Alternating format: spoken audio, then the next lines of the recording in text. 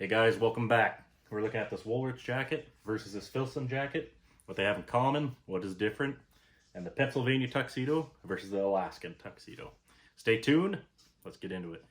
Well, to kick it off, both American companies, we got 1880 versus 1887. Does Woolrich know a little bit more? Well, we'll see. We'll get up close, take a look at this jacket, take another look at the Filson jacket. I got that on an earlier video as well.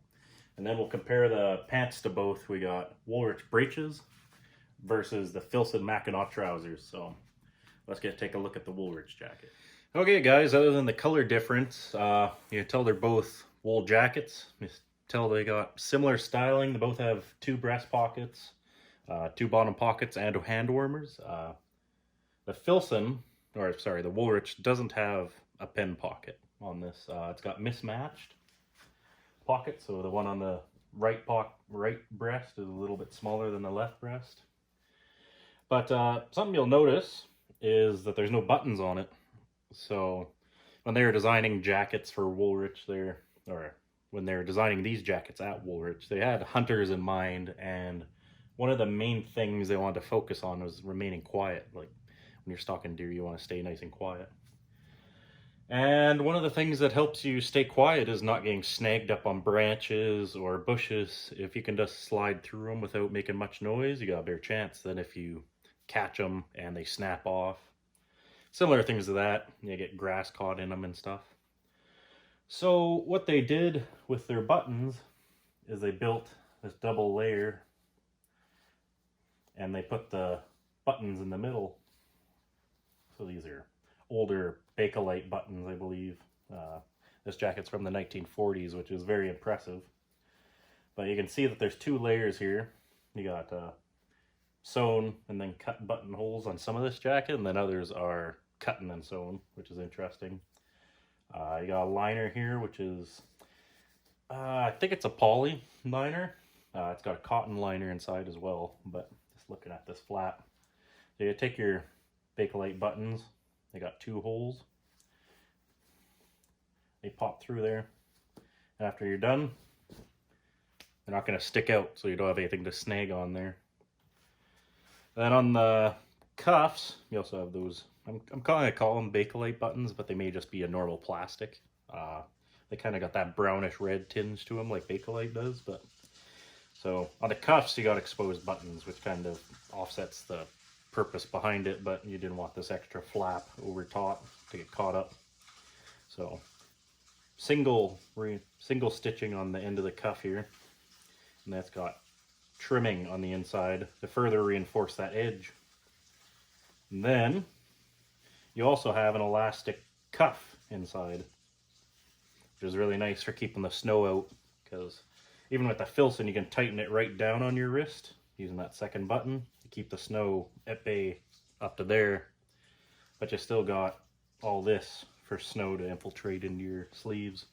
So with this, you can still get snow up your sleeve, but you got that elastic bit to keep it from actually touching your skin.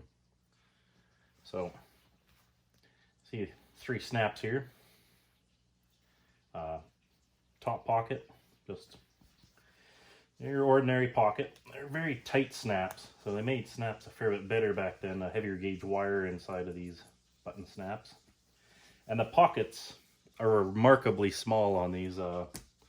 Kind of disappointing that they're so small, but I guess we're carrying so much stuff maybe back in the 40s when this is made. The Filson pockets are close to 30% bigger on this one. At least double the size on the right breast pocket, but you see it's back is reinforced with the poly double stitching. And then down here they got a bit of that cotton liner on the back to reinforce the wool for the bottom of the snap. Same thing, poly on the female snap, cotton lining on the male side of the snap. All double reinforced on the pockets. Same with up here, all double reinforced. And then the hand pockets are also snap closed, which is nice. But if you put your keys in here, you're never finding them again, because this little hand pocket here goes from there down to there. So it's stupid how big this pocket is. So you can go all the way up your shoulder, all the way down here. So these are really serious hand warmer pockets. They do not function as an actual pocket. If you put anything in there, you're going to be digging for it. And if you're like me, this pocket's only big enough to get your arm about 8 inches in. So you're going to be digging around trying to find your keys. But if you want to store stuff in there, like papers or maybe some small game, wrap it up so you don't get blood on the inside. It'd be really good for that. As for going backwards, they go back to this seam on the back. See there? So it really is a pocket that's about 15 inches wide and it's about 30 inches tall. So you can store a lot of snacks in there if that's what you want to do. So coming over to this side, you can see the offset pocket sizes. And I think the primary reason for that is that they thought you would store more stuff on the right pocket. Being right-handed, you'd reach in that side. And maybe you wouldn't store as much on this side. Maybe just your smokes and your quality Zippo lighter on that side. What else is there? It's double layered wool on the sleeves by the feel of it. I can't actually see inside this jacket like you can with the Filson because it has this liner.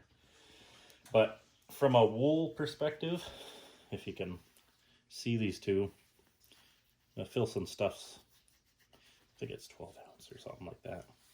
This stuff, if it's the same as the pockets here, must be 16, 18 ounce wool on the Woolrich. So it's a fair bit heavier jacket. So we'll take a look at the back here. So this is a used jacket, obviously. I wasn't around in 1940 whatever to buy this jacket. But it has some cool features on it that the previous owner added. One of them is this tag hanger. So I guess in the eastern US, I'm not sure if it's still the case now, but you wore your tag on your back so that someone could see you with binoculars and see you have a tag on. But instead of poking holes in this like most guys did, they just take the wire hanger and clip it in, kind of like a ski pass. He actually sewed on this piece of leather with a little runway in here to run the metal through so you could hang your tag off the back without damaging the jacket, which, oh, that's pretty smart. So on the back here, you see you got another flap here. That's for your mat pocket. So you could also store game in here if you wanted. Again, you get blood on the liner. You'd have to wash it out. And it goes all the way up from the top to the bottom, all the way to the side. So you got a 2 foot by 30 inch pocket in the back, much like the Mackinac Cruiser.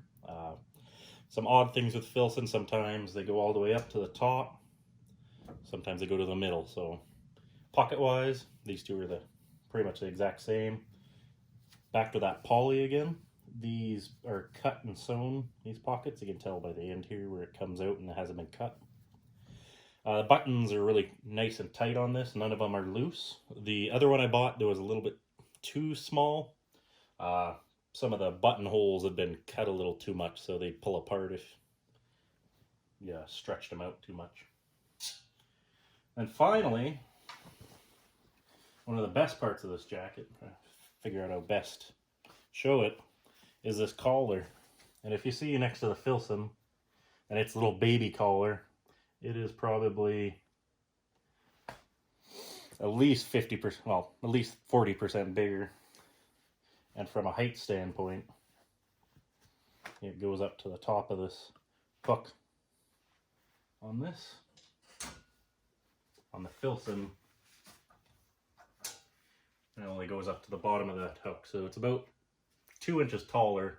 Works out to be a little bit more because of how the collar ties into the body here. And that also has this piece that you usually lose right off the bat, a throat latch. You can actually, after you snap it together, I'll button it up, I should say. Got a pretty formidable cover, comes up to about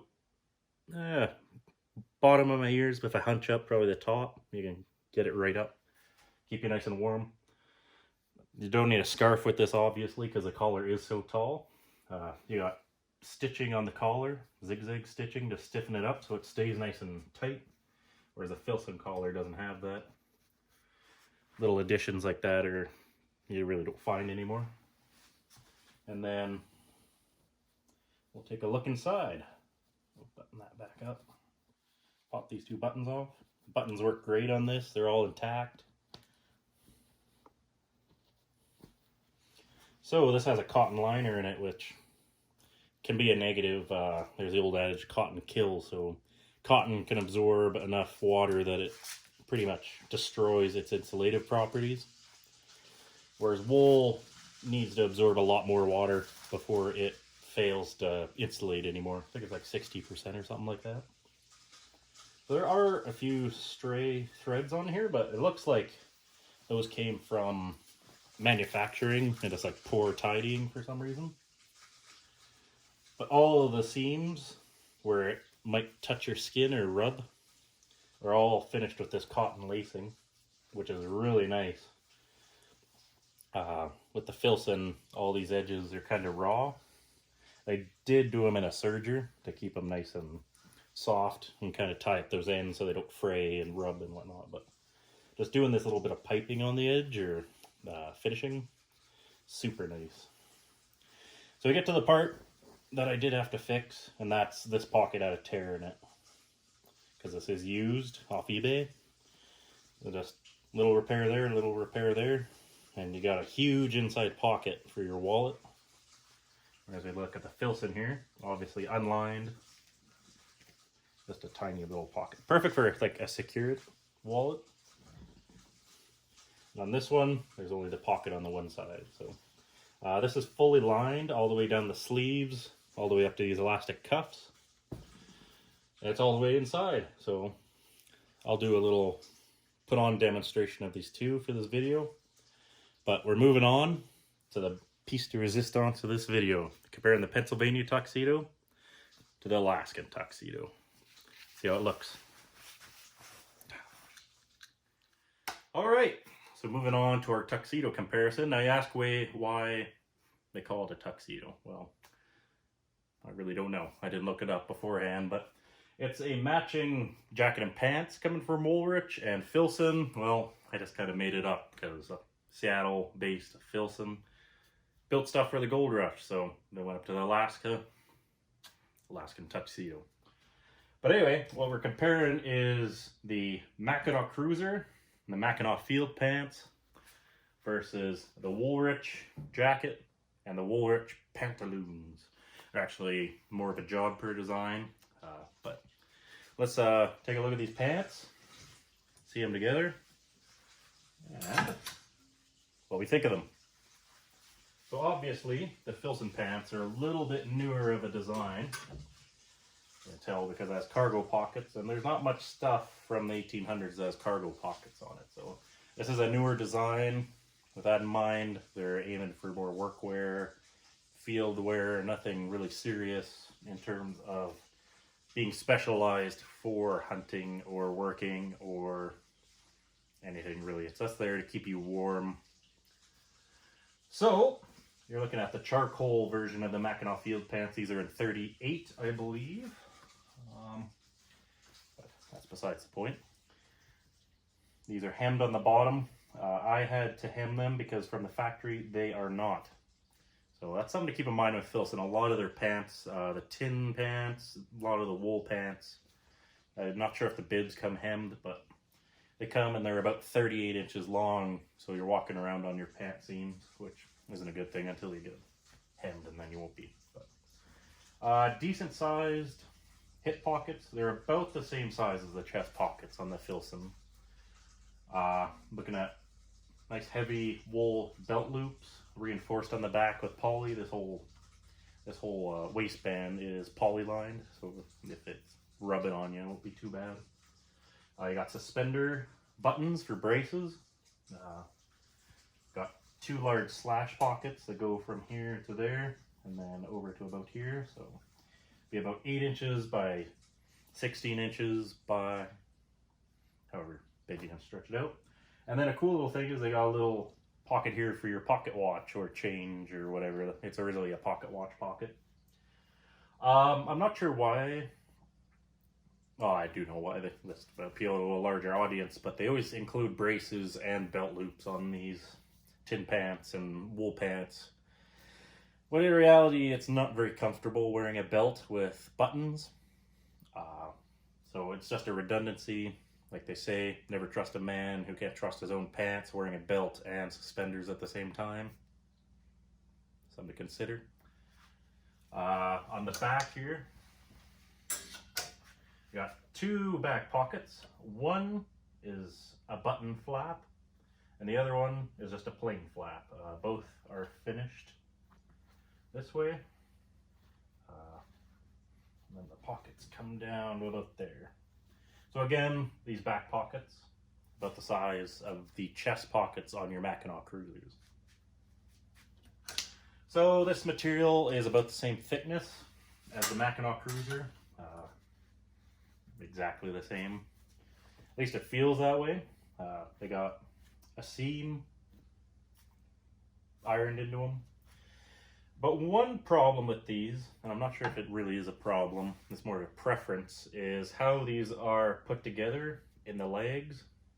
In order to tighten up the thighs or the lower leg, the way these are assembled using a blind stitch makes it very difficult and more expensive to have a seamstress tighten them in, because they're very baggy in the legs, I find.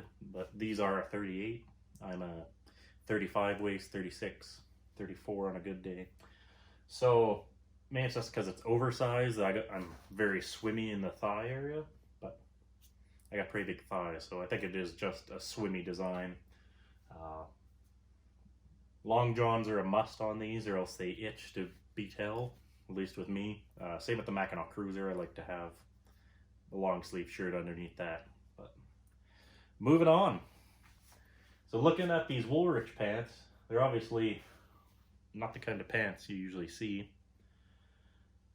You know, obviously the match between this jacket and these pants is freaking fantastic. That's why I went with buying that jacket.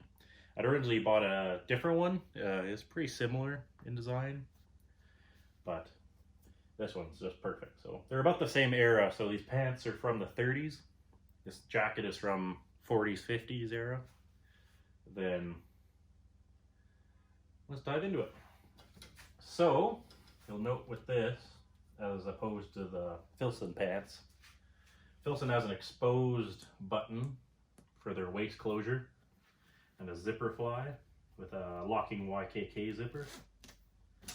On the Woolrich pants, everything is buttoned. So back then it was more of a, well, if you break a zipper, you can't fix it. But if you lose a button, you can take one off of your sleeve or whatever else you might have, some extra buttons, and you can fix that so it'll still work. So these are designed for people that fix their clothes, for hunters that'll be out in the wilderness that won't be able to fix it.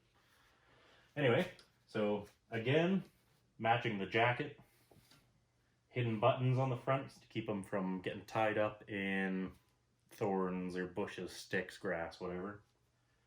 These sport a 4-hole black button. I'm not sure if they're Bakelite.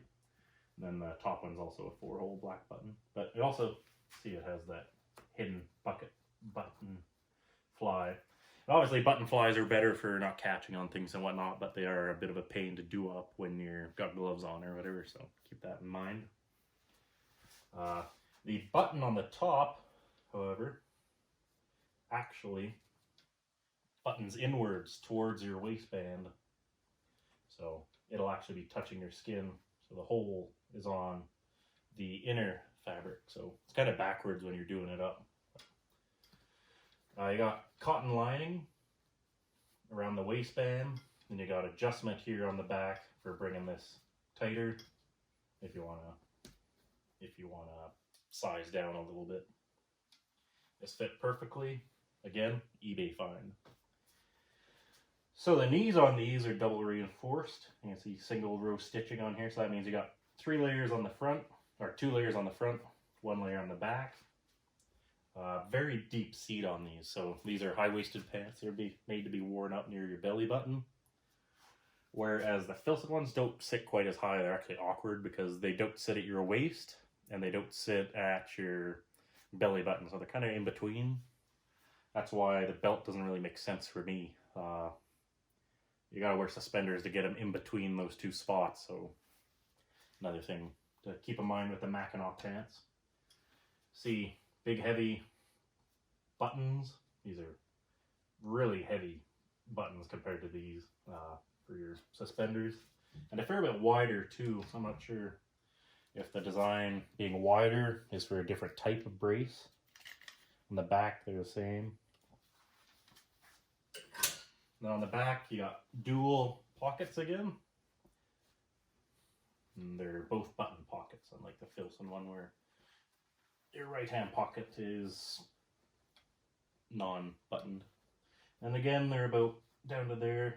They're aligned with that cotton material on the waistband again. 4-hole buttons on this. And then looks like the holes are sewn and then cut. Small, probably too small belt loops on the Woolrich pants, but they are reinforced all the way around, so they're actually like a circle instead of just a half loop, and they are sewn through that cotton canvas material. These inside pockets are a part of the liner, so they're cotton material again. It's easier to make pockets out of cotton. You can see that material there. And then, like the Filson pants, you also have a little tiny watch pocket for your pocket watch. Because you don't want your glint off your watch to scare your prey away. Alright, so on to the interesting part of these pants. You've probably seen these before in the movies, the guys matching jacket, pants, hat. Then they got elastic cuffs on the bottom. Well, these, being as old as they are, have this black cotton canvas on the bottom, cotton ribbing, and then they lace up. So I'm not sure why they decided to lace up on this style, because there are also pants from this era that are elastic on the bottom, much like that jacket. So I'm not sure if it's more of a specialty design having laces, kind of like how equestrian riders have laces. But there's something interesting about them. That's why I like buying old clothes off eBay, because they have weird little things like that. I'll go ahead and throw one of these on and let you guys take a look. It'll be interesting to compare the two, and hopefully I don't die from the heat down here. It's pretty hot wearing wool inside, so another thing to keep thinking about with these. You cannot wear these pants indoors. So if you're doing some outdoor activity where you know you're going to be outside for 16 hours and you're going to come in and be able to take them off and put on some pajama pants or jeans or something light, great option.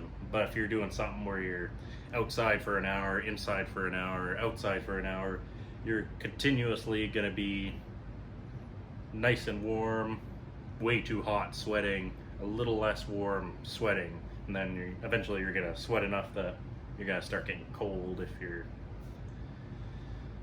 you got cotton layers on or poly layers or anything like that. So let's throw on the Alaskan Tuxedo first and see what it looks like. Alright, well, I'll spare you throwing on the pants. I don't see my underwear, but this is the matching Mackinac jacket for this. You can see the wool is pretty much the exact same. Give this a button up. I always button the middle one first, and then I button down, and then I button up. I don't know why. Do you guys do that? I think it's an indexing thing, just so you don't get your buttons screwed up. But I always start in the middle. I don't know why. Okay. And you can see, collar up. Pretty sad collar compared to the Woolrich, I will say. The Woolrich comes up to my ears at a minimum. You roll it all the way up, or you can have that throat latch done up, and it'll sit right about here. with half the collar folded down. So that gives you an idea of how big it is. You can see there's a bit of room here. You wouldn't want to take too much out because you still want room for those dump pockets to be able to hold stuff. You don't want them too tight. You want to be able to balloon. Like hand pockets. Yeah. Look too bad, eh? Well, really nice outfit. You get into all the country clubs wearing this tuxedo. I'll go throw in the Woolrich and see what you guys think. Yeah, guys, so it does take longer to do up pants with a fly. That's one sad thing. A zipper, super easy. Zip, it's on. But there's just something cool about 70-year-old pants. This feels too dang cool not to love. The materials in these, they do feel way more high quality than the Filson stuff. I do like to say that because I do love Filson. I don't know if I would call myself a fanboy, but I'll call them out where they're wrong and I'll let them know when they're right. But the materials in these Woolrich pants, they are insane. The cotton canvas is so heavy. It feels like the material that they used to use in like old wall tents and stuff like that. So nice heavy pants. As always keep a rag or a handkerchief in all my hunting pants just in case.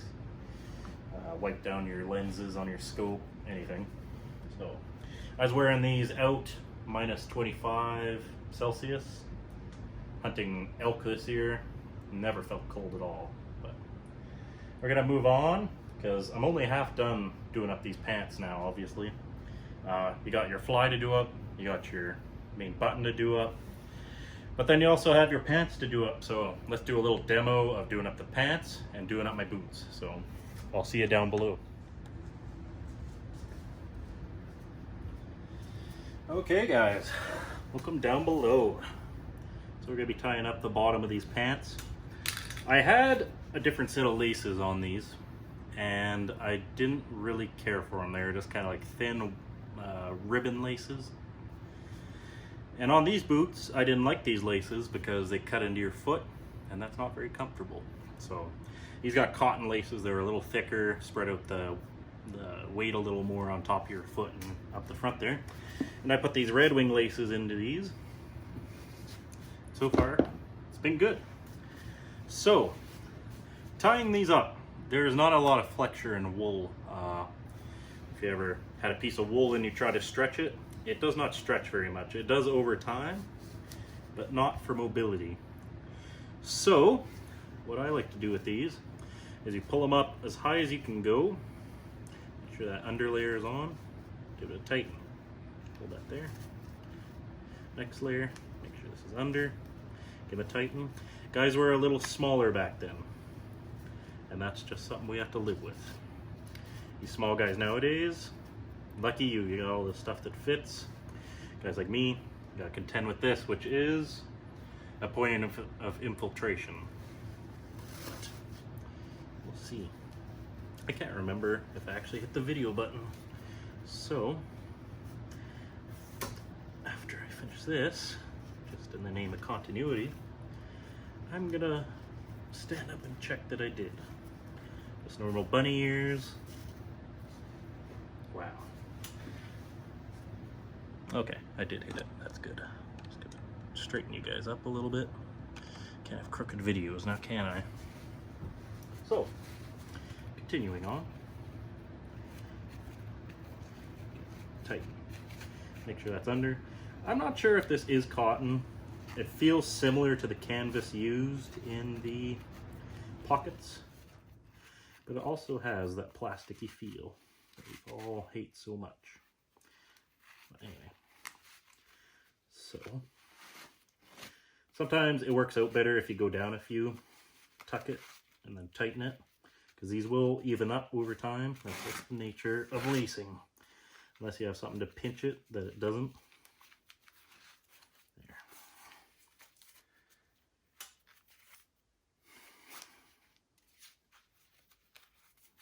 You never know how much you huff and puff until you edit videos and realize you're just heavy breathing into the microphone the whole time. So, Red Wing Loggers, number 218. I'm at 11D. I did a review on these. If you like that, you'll like this too. Get your welt. It's hole number 9 or something. These are actually socks for waders. So you got this little extra piece to tuck your pants into. But they don't really work on these because they're pretty high. These socks always go on sale, and they're the tallest socks for the cheapest price when they're on sale. So don't buy them up. Last year they were bought up, so I'm living with last year's socks. Okay. Oh, lucky I didn't tie those, or else I'd be taking my boot off. So far, that's where we are. I either tuck this down inside, or I leave it out. This year, doing pheasants, I left them out, and they was okay on one day. And then the next day I tucked them in, and I rubbed my ankle very much. I didn't like that. So, leaving them out, because I'm working on a new system, an old system, but an interesting system. So, look out for that video. Give you a spoiler here in a second. Can't multitask. Tying laces and talking at the same time. What do you expect from me? Tighten that down. And I think you could do if you have longer laces, you could tie them down with a wraparound. Anyway. Who here likes to study war? So, anyway. When the British went into India, they realized people had leg wraps. And the Indian called these leg wraps putties. And the British thought, that looks cool. Let's adopt that. Welcome to paraphrase, shortened history. I don't know if any of that happened. All I know is some of it did. So, anyway. The British adopted these putties and wore them up until, I believe, the 80s to a degree. These little wool wraps that went around your foot. And anyway, these wool wraps kept your legs dry, and they kept them warm, and supposedly improved circulation. But that is the system I am working on to be a guard between water getting down here, laces coming loose, because there's a lot of laces going on here. There's 4 sets of laces right there. And you don't want them coming loose, because you'd be tying laces until a bear ate you. So, I'll have a video on putties. I did have a teaser, but how interesting was that? Not very. But anyway, I'm going to have the intermediate putties in between here. These Red Wing laces are very stiff. They don't stay tight very well, so it's recommended you double knot them. But I won't be doing that today. So instead, I'll tuck them in the back here, like so, because we don't use the top eyelet. Tuck these in the back, like so. And this video got very sidetracked. But there are the Woolrich putties, or sorry, Woolrich jodhpurs with some Red Wing loggers, very similar to what you would actually wear with these, just a plain leather boot with a heel. If you're lucky, zoom you guys back, put on the tuxedo, see what you guys think. All right, so now that our boot tying lesson is complete, it's time to move on to the piece de resistance. The Woolrich model something I'll put in the description. Hunting jacket. Ooh. Heavy jacket. It must be 40%, maybe 3-4 pounds less heavier than the Filson jacket. Again, see, snapped on the back, or buttons in between those 2 layers to keep it from interfering with itself. Buttons, mini buttons. Many, many, many buttons. The only exposed button is at the very top, which is odd. But I think it's just it's too close to the top. So, Pennsylvania Tuxedo. Very beautiful, beautiful clothing Woolrich used to make. They have been sellouts in the recent years, I am afraid to say. Hopefully they come back. Filson's also sold out in a few places, which is sad to see. Thickness of material, for example. But they'll come back, I hope. So, these are the big hand warmer pockets. Again, chest pockets. Small, large. 2 large dump pockets or shells. See your elastic cuffs, normal cuffs. Normal cuffs, when you tighten them, they are pretty tight. Pump this collar for you. And let's try doing this up. We're talking like Kenny from South Park. So, I think on this Woolrich jacket, they got the proportions right. There you go. So, see when you go up, you can get it right up to the top of your ears. Rest of the time, keeps your face, for the most part, warm. You could add another latch up here, but it keeps your neck warm, everything up to here. It's not hard to throw a toque on under a hat, so that's pretty good. Wish I put my suspenders on for this. Limited production quality here, sorry, but these Woolrich pants do come about 1 inch above your belly button. The dump pouch in the back.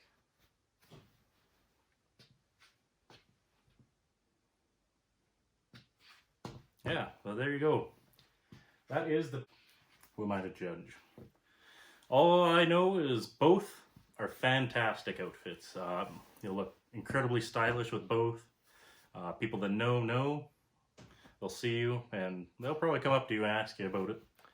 Right now I'm wearing clothes that are 60 years older than I am. Yeah, pretty close. So that's something that you can appreciate, is really high quality clothing that lasts forever. So that's really all I got for you today. I'll put out a video of those putties going on. I was trying to play with retro style, old school techniques, old school clothing, old school styles, traditional items, ways of doing things like webbing in World War I, and now new. Still using webbing in the militaries. So I'll try building a webbing set. Whew. You can also wear this collar down with a throat latch. Isn't that nice?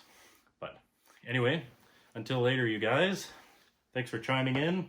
Let me know which one you like more, the Alaskan Tuxedo or the Pennsylvania Tuxedo, and if we should name it something else. Hopefully in the future, I'll be able to do a Washington Tuxedo or Oregon Tuxedo or whatever we decide to call the tin cloth tuxedo. Comment down below what you think a tin cloth tuxedo should be called. Until next time, like and subscribe. Have a great day, you guys.